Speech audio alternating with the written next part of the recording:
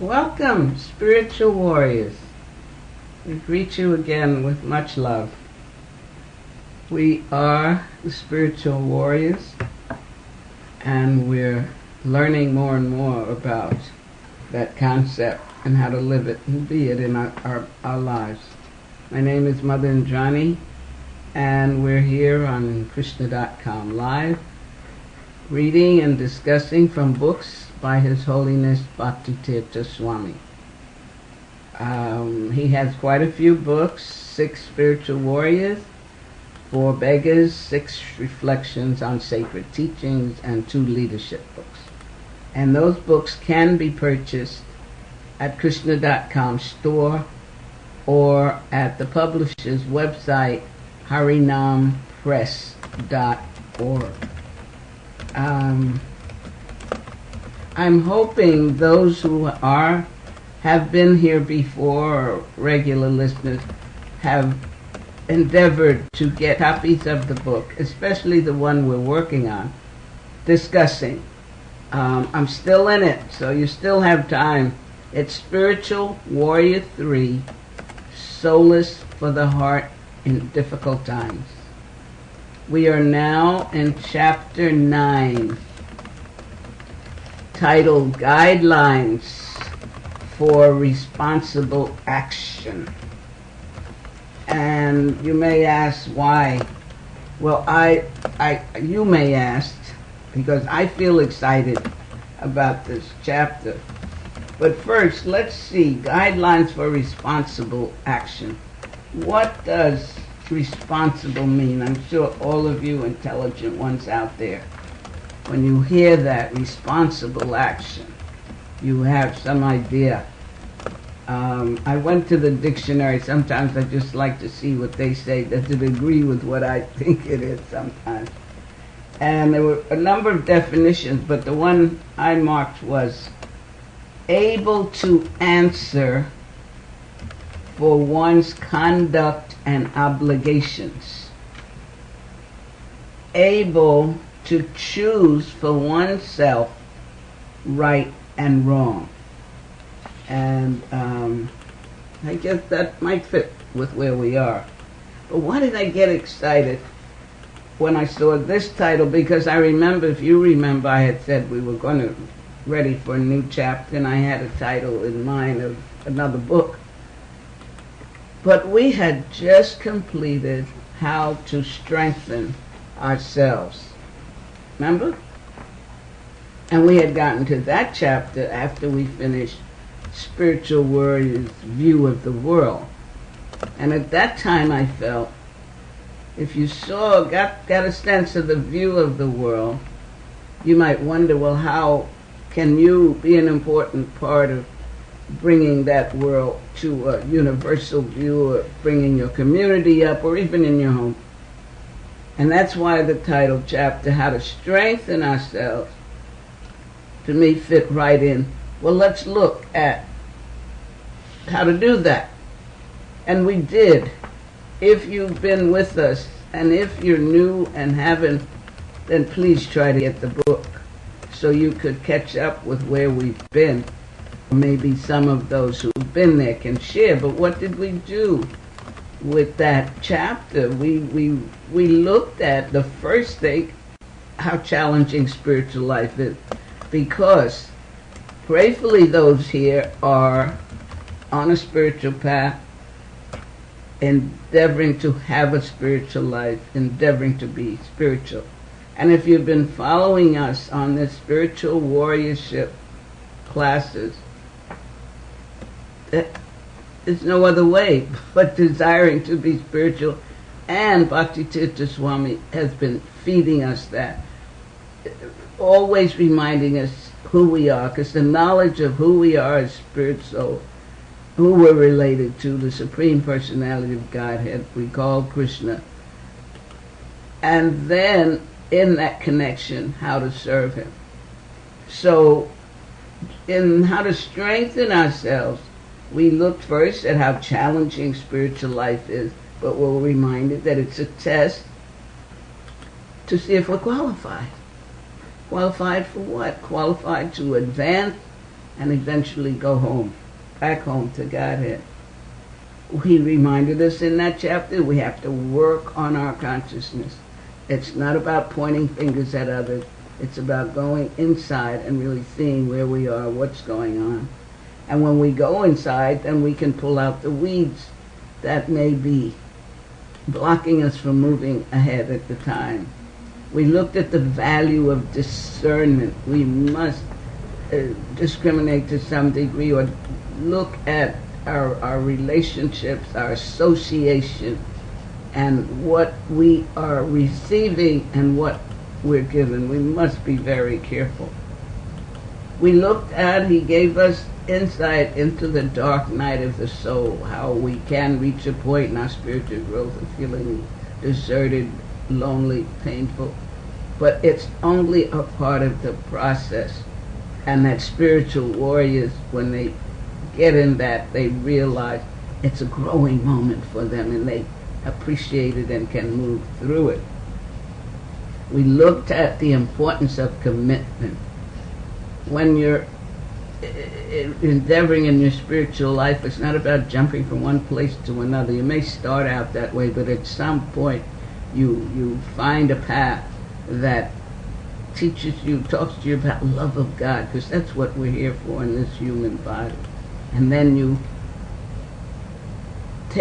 begin to decide to make a commitment, and you make sure that it is the type of commitment or the path that will help you understand what love of God is and who you are.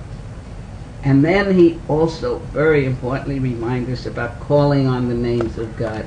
Every religion speaks of how the importance of calling God's name and the wonder of it and the excitement of it. So we do that, those of us who are chanting the Hare Krishna mantra. And if you're not chanting Hare Krishna mantra and you're of another persuasion, you're calling on God in your prayers and meditation. He even had us look at our own health. How are we taking care of these bodies, these vehicles for that soul that we really are, and how to healing, and then how to keep the goal in mind, which is whatever.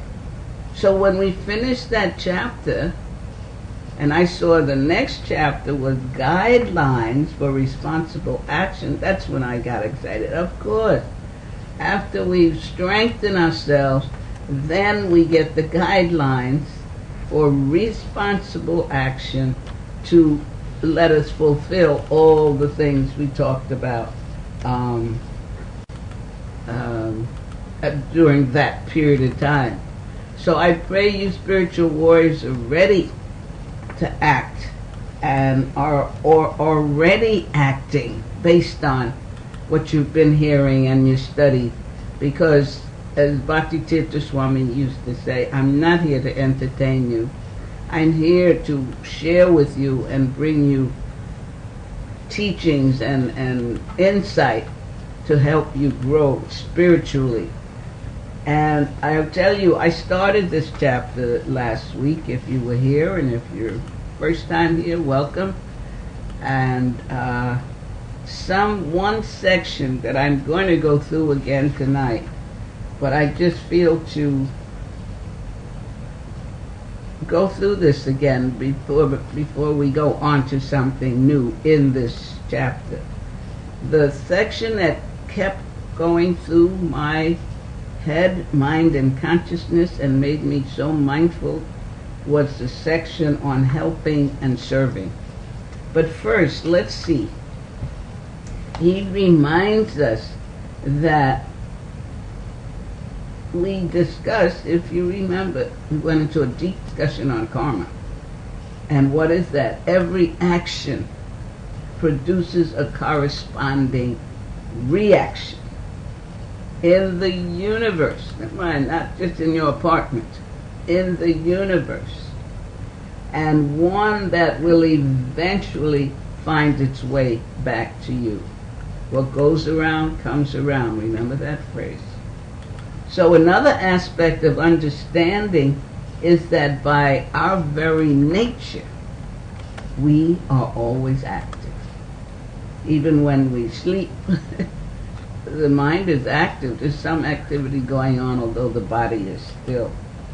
Now, if in Bhagavad Gita, Arjuna wanted to be still. Remember, he didn't want to go in the battle and fight. He wanted to just be a beggar and go around with a begging bowl and be peaceful and quiet. And Krishna told him, no, you must fight. So he explained to him that we have to fight or devote our activities to the development of our spiritual life. Please, spiritual life, keep that, examine that phrase and see where you are with that, because that's what's important. So he tells us that as we do this, even our ordinary actions of eating, working, and caring for our families can begin to transcend the material platform. Now he tells us that today people have a mistaken idea about spirituality, considering it to be impractical and abstract. Naturally, many of us are intrigued by abstractions, because sometimes it holds a certain mystic, because there's really no planned out structure. But the end result of this false notion is that we have divorced spirituality from our daily lives. Not as spiritual warriors, but we have to be very careful we don't do that. He tells us we have faked ourselves out and performed a kind of misguided surgery, cutting out our spiritual essence and leaving the shell that gives the illusion of being the only reality. That's when you think you're the body and you don't realize that spirit soul. And then the body is to enjoy.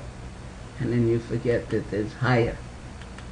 So consequently, we do not realize that we are intended by our Maker, the Supreme Personality, to be guided by spirituality in all our interactions. And of course that goes back to the basic knowledge of spiritual life, who you are, who you're related to, connected with, and what your constitutional position is.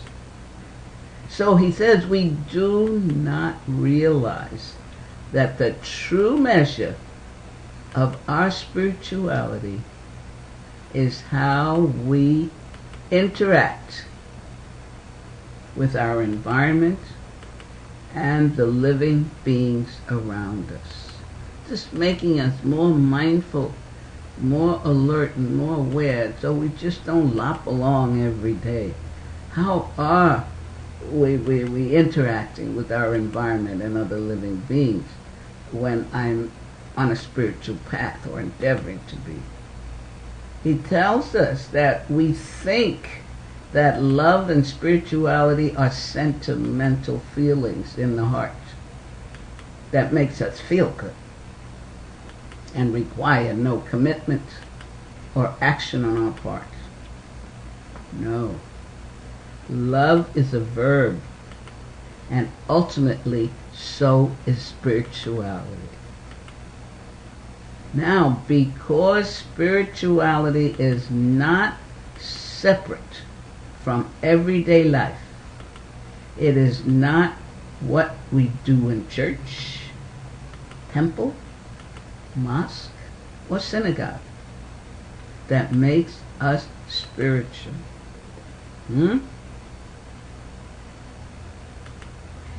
It is what we do everywhere.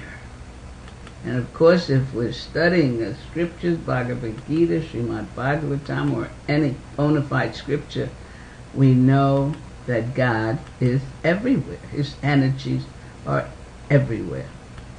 He is the proprietor. He's the controller. He's the arranger. So if we have spiritual knowledge and know that we have a connection with the Supreme Lord, we're His part and parcel, then He's everywhere, and wherever we are, He's with us. So it's spiritual, isn't it, if God is with you everywhere that you are. He tells us that cooking a meal and offering it with love to others can be spiritual. Tending a garden, nursing a baby, massaging an elder, carrying packages for your neighbor, even greeting someone with a smile, genuine smile, or praying for someone other than ourselves. All these acts of spirituality, all of these are acts of spirituality, if they are done in the service and remembrance of God. And again, back to our original point of studying and understanding, gaining the knowledge. We're not the body, we're spirit, soul, we're part and parcel of the Supreme Lord. He's in our hearts, in everybody's heart. So every action is a spiritual action, and is remembering that.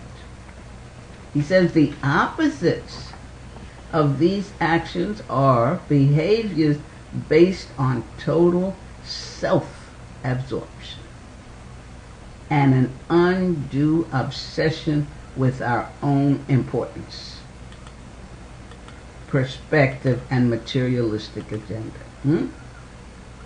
It's not just me, I, me, mine.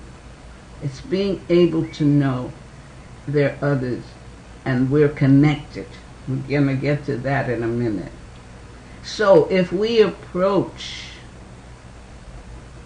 all our activities from a spiritual warrior's perspective, the spiritual warrior is grounded in knowing who he is as a spiritual being, who he's connected with, and part and parcel of the Supreme.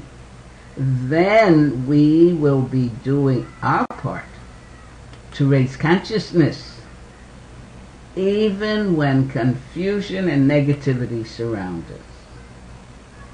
Despite our idiosyncrasies, tendencies, propensities, and capabilities, we all share a common responsibility to do what we can, wherever we are, to make a difference in the collective consciousness of the planet. Sounds like quite a bit of service there for a spiritual warrior. Aren't you excited?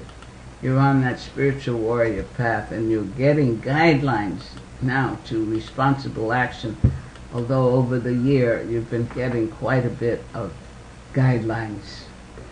So this section on helping and serving has really got my mind going. I'm thankful in a very, I feel, positive way for examining myself, my consciousness, and actions. He says that serving is different from helping. All souls are equal creations of God,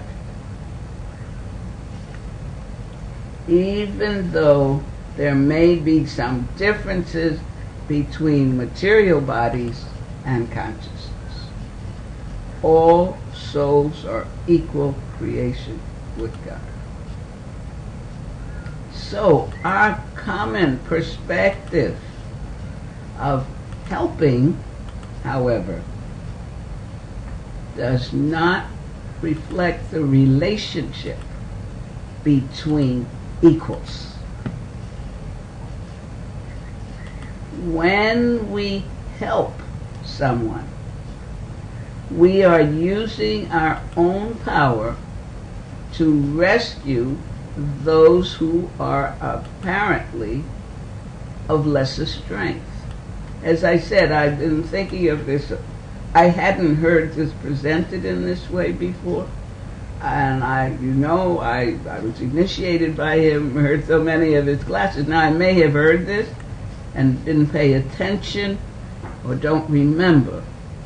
But again, as we know, there are no accidents, coincidences, that I am endeavoring to serve in this manner of sharing with you his teachings. And now something is clicking that I need to be mindful of. There's a purpose for everything. So, did you get that one? Because I know all of us, we consider ourselves helpers, helping others and that we're doing it, but just the way he presented this, when we help someone, we are using our own power to rescue those who are apparently of lesser strength, all the while accepting their frailties from our supposedly superior vantage point. Never thought of it that way when I'm helping someone. Something to think about and be honest, to be honest with ourselves so we can reach the highest platform of consciousness and our spiritual warriorship, so we can truly help.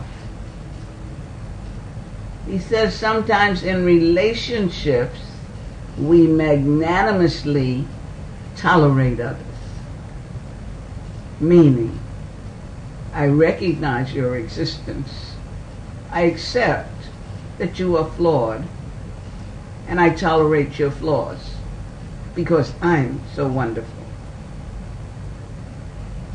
Again, I'm putting these out again. I believe I read, but I've been contemplating on these statements and these concepts all week, and really being mindful. Somebody calls me on the phone and we're discussing, or they asking some way I can help. I am now trying to change, I'll tell you what I'm doing, the word help to serve. How can I serve you? And then I'm trying to be mindful of how I'm thinking about that. I'm telling you, this particular section really made an impression on me, and maybe that's what I need. But I care to repeat it tonight for all of us, because sometimes the mind comes in, we think we're listening and hearing. Maybe you missed it, or maybe you didn't think it was very important, and maybe it's important to me and not to you. But I choose to slow it down tonight. Although, he says, we may not say it or even think it consciously, we are placing ourselves in a higher position. People feel that sense of inequality and resist it to the point that it will interfere with our ability to communicate. And I'm sure, I'm thinking now, you may know, somebody comes in distress or struggling with something, maybe asking, or maybe you hear it and it's like, oh, I'll help them, or I'll help you. And you start telling them what to do or how to do it or what they shouldn't do. But what's going on in your consciousness? How are you feeling? That that person is flawed, that, you know what I mean? And this is what he's clearing up. And if you do, as he said, it may be even unconscious. If it's there, a person may get a sense of that and then go off and continue doing the same thing or talk bad about you. And you can't understand why, but they just may have picked up on this unconsciousness, that you feel they're flawed or you'll tolerate them. You heard this story before, that kind of thing. So he goes on to tell us, when we fix a person, we perceive that individual as broken and believe that their broken state requires us to act. We do not see the wholeness in the other person or trust the integrity of life within them. When we fix or help, we may inadvertently take away from people more than we give them. Our behavior implies that they do not have the resources to deal with the situation on their own. Now, they may not, but again, we have to look at how we're thinking about them. If we do things in such a dehumanizing and demeaning way, we can cause damage even with the best of intentions. This is what I'm saying. For me, I've off and on all week I've been reading this so that I can see how this is worded and how I can become more conscious, mindful of myself in interacting with people, because that's what I do a lot of the times, have been doing for years. In order to be of real service, we must be attentive not only to doing the right thing, but also in doing it in the right way. Otherwise,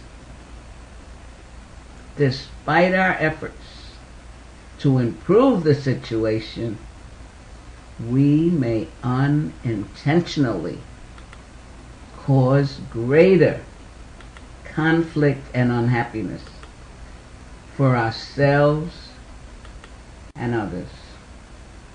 The spiritual warrior's commitment does not stop at helping others. We must be truly selfless servants. And that means, as he said, being attentive. Remember that section we went through about watching our own consciousness. He tells us so many times, go inside. This is really, I feel, a thought-provoking, a thought-providing words and comments, because all of us are helpers. We all want to help others at some point. And sometimes people who come in a hurry, you just start, as he said, seeing them broken, seeing them flawed, seeing them, you got to tolerate it, and let me just tell them what to do and get the heck out of here. But it's not about that, is it? He says that serving, now we've looked at helping and fixing. Now, serving is different from helping or fixing. Service rests on the basic principle that life is sacred, holy, mystery. When we serve, we do so in a consciousness that we belong to life. In contrast, when we help, we see life as weak. And when we fix, we see life as broken. In either case, we see ourselves as above or separate from the wholeness of life. When we really serve, we empathize and make a sincere effort to understand what is required. And that may take time. Sometimes you may have to say to someone, I hear what you're saying, let me get back to you. Just if you know them well enough, or you tell them, try chanting. Or I like to send people to Bhagavad Gita, chapter 2, to read, where Krishna helps you know who you really are as a spiritual soul. But you let them know, I really want to help you, but right now I'm doing this. That's being honest and straightforward, and really make a commitment to get back to them and let them know, as he says, that we empathize, and then make a sincere effort to understand what is required. Now, once we understand what is needed, we bring our resources to the forefront to assist. See, we have to see what's going on, empathize, and he'll tell you here how that happens. The gesture of serving others occurs between equals and originates in humility, selflessness, and love. And what did he just tell us? All souls are equal creations of God. Okay, even though they have different material bodies and different consciousness. And now he's saying the gesture of serving occurs between equals. And if we're all created equal, or equal creations of God, then on some level we're all the same as spirit souls. And that kind of serving originates in humility, selflessness, and love. When we serve, we do not impose our power or seek anything for the separated self. We draw from all our experiences. Remember, we've said many times, each experience is a plan of the Lord, and it's to help us to grow closer and know Him better. So we draw from all our experiences, and the wholeness in us serves the wholeness in others and the wholeness in life. We serve with the gratitude for the opportunity. Remember what was that? Everything he showed us was an opportunity to grow, to serve God, and to know who we really are. So we serve with gratitude for the opportunity, and not with a grudging attitude that can affect the atmosphere, at least as much as our good deeds, canceling out their benefits. Service is an ongoing, reciprocal relationship between people, whereas helping incurs debt. As in, I've helped you, now you owe me. Didn't I help you that time? What's wrong with you? I'm telling you now I need something and you turning your back on me. When we help someone, they owe us one. On the other hand, serving brings healing because it is natural and mutual, and there's no debt to repay. I just put myself into any questions, comments on this particular aspect. Yes, Bhakti Carol has a few comments. She says, I think it is an interesting concept and good Bhakti Tirtha Swami is bringing it to our attention about helping and serving. I understand the concept to be related to see all as spirit soul and to be related to concept of humility.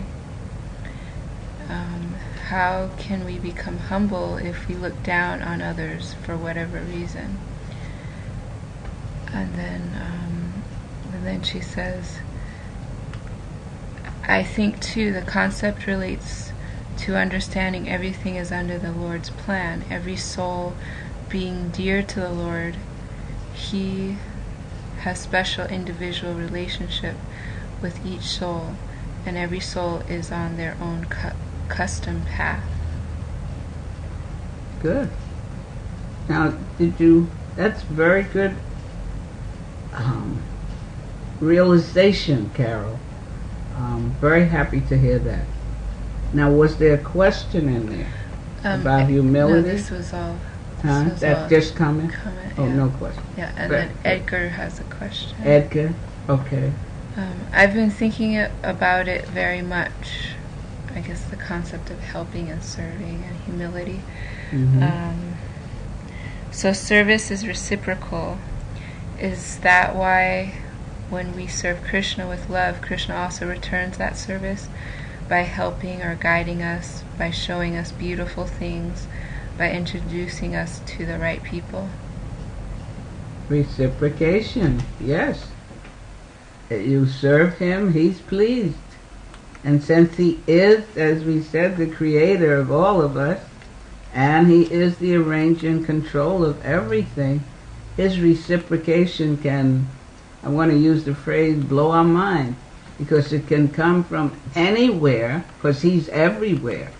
So yes, that's why the importance of knowing that our constitutional position, as we said, is servants of Krishna, of the Supreme Personality of Godhead.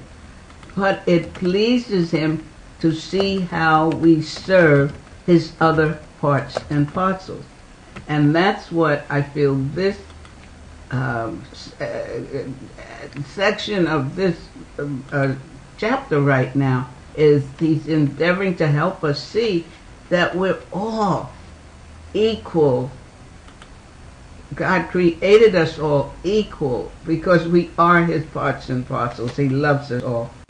But based on consciousness and karma, as he brought up so many times, it's difficult. But that's why we have to know this and work with this as we're endeavoring to help others.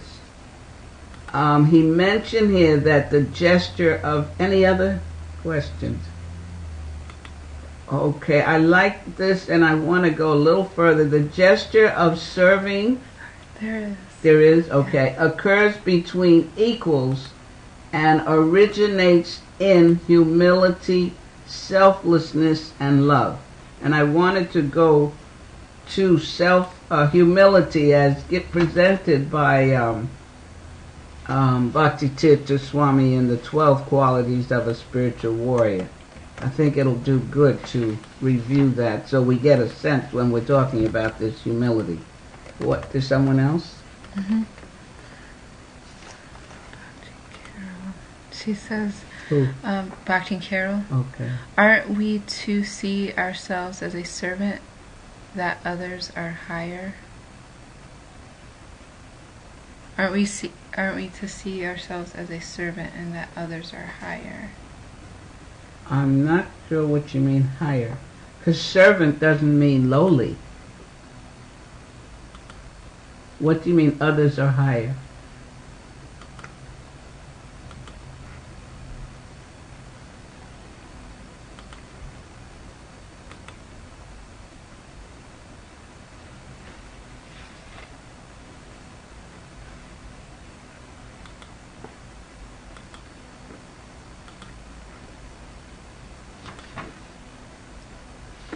Because this is what he's telling us, that all souls are equal creations.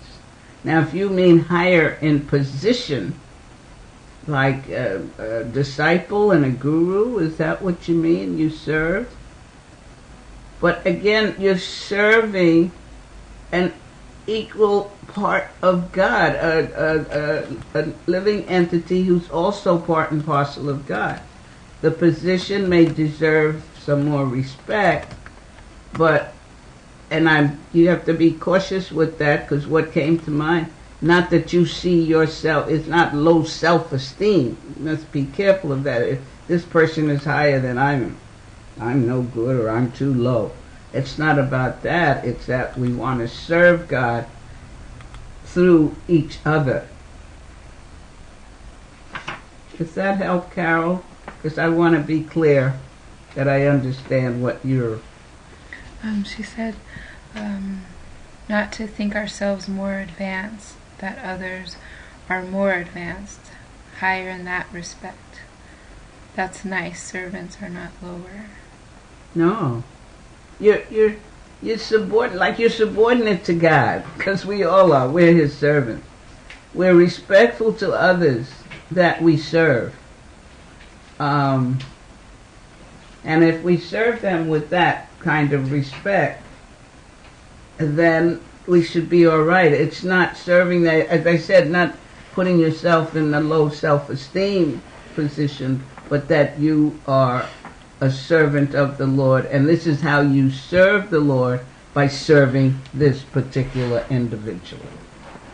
Let me give you a little something on humility, because this chapter, the next section is called a humility of service, and that's what we'll go into next week. Because let's think about this humility as Bhaktitirtha Swami presented it, that in this age, people view humility as a sign of weakness.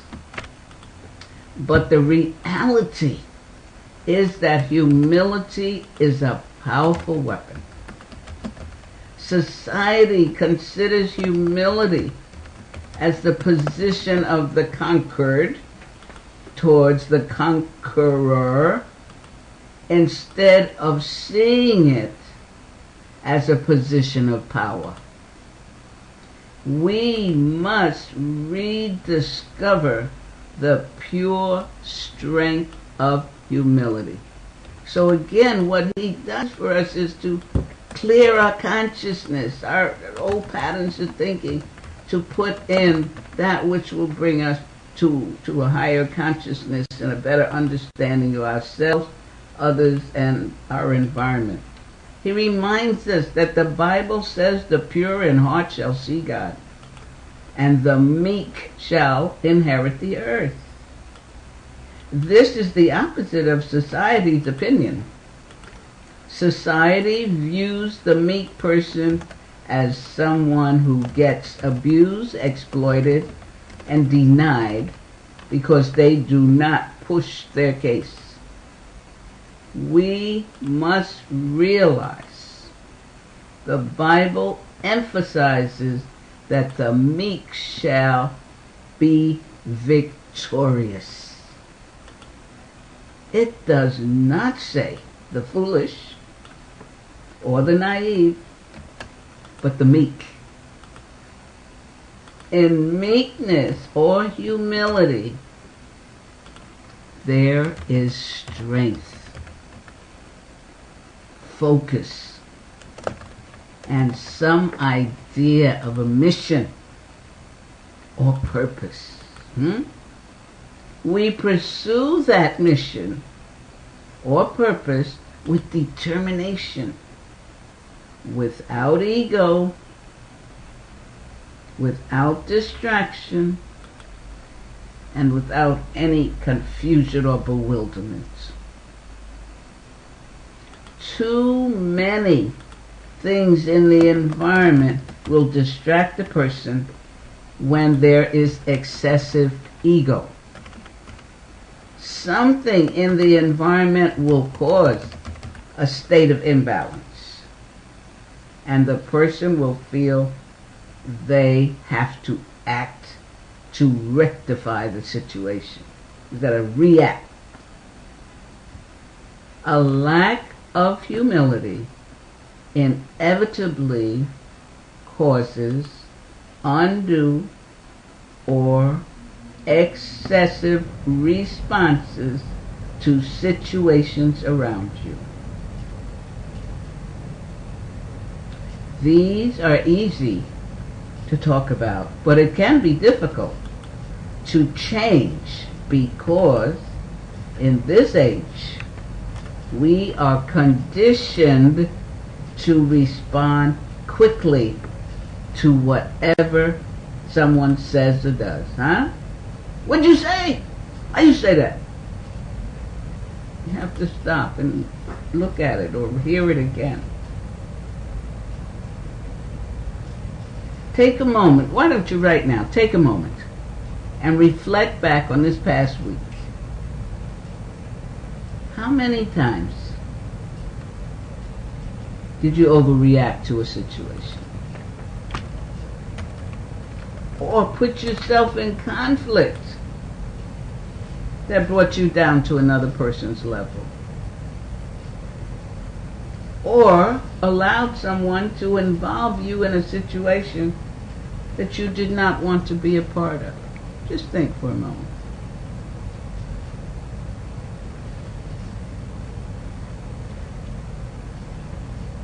And sometimes these things happen so fast and we respond before we realize. We often get wrapped up in a situation only to realize later that we wasted so much valuable time. Now, the spiritual warrior never overreacts to fame, success, or position. For while dealing with the many, he does not overlook the one. He sees everyone. He or she is always concerned about each person's highest welfare. Spiritual warriors, this is you. Humility means knowing there is so much more we need to know. It's really knowing that we don't know. And we have so much more to learn. Humility means knowing there is a higher part of ourselves and being eager to awaken that part. And that's why we're told to chant the holy name. It awakens the soul, that part of us that is eternal, full of knowledge and bliss. And as we chant the mantra and meditate on the Lord's name, His form, His qualities, we begin to awaken that part of us that may be covered over. Humility means knowing that we are servants of the Supreme, that we are children of God. Now, unless we become like the child who is lost and confused and calling out to their father, knowing everything will be fine when Daddy comes, we cannot enter the kingdom of heaven. And how is that crying out? Through the holy name as we cry out, because there's no difference between the Lord and His name. And He hears us when we cry out. Children are dependent upon the fact that their parents are in control of their well-being. This is humility. Humility means recognizing who is doing the controlling and being dependent on that actual controller. As individuals, we must move aside. Let the Lord drive. Let the Lord drive. And become as dependent as that child crying for mommy and daddy. Deliberate and voluntary surrender to the Lord requires great trust. But as you study and as you associate with other spiritual entities, as you begin to get regulated, as we went through the one on controlling the mind, mastery of the mind, we must have some regulation in our lives. So I'm going to end there, and we'll get ready. Just think about what we've covered tonight and examine yourselves throughout the week. I haven't been asking questions because I didn't get answers when I asked the questions. And as I said, I'm endeavoring with this program to not what it says in the scripture about being worried about the results. All I can do is offer myself in service to you by bringing you what Bhakti Tirtha Swami has given us and help us to grow together. And as I said, that last section, it's been going through my mind all week, and I hope. And maybe next week I'll try to have some personal story. And if you haven't gotten the book, this Spiritual Warrior 3 at least, do try and get it through Krishna.com store or the Harinama Press, that's the publisher, .org. And then we could be on the same page, so to speak, when we're reading. Or you may have questions for me when I get to that particular page, if you have the book and have read ahead. How's that? Who's in the chat room tonight? I know Bhakti and Carol. Thank you for being there, dear. It's Bhakti and Carol, Bhakta Pallav, and Edgar. Edgar. And who? Bhakta? Pallav. Pallav. Is this your first time, Bhakta Pallav? And where are you located? I have a curious mind. Is he still there?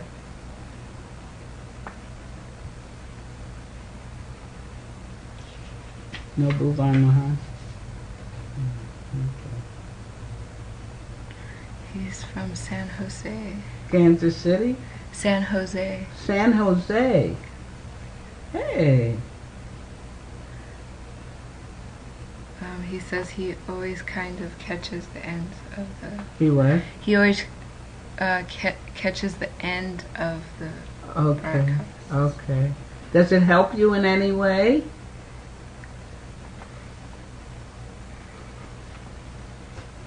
Have you found it helpful? Yes. Good. And are you familiar with Bhakti Tirtha Swami's books?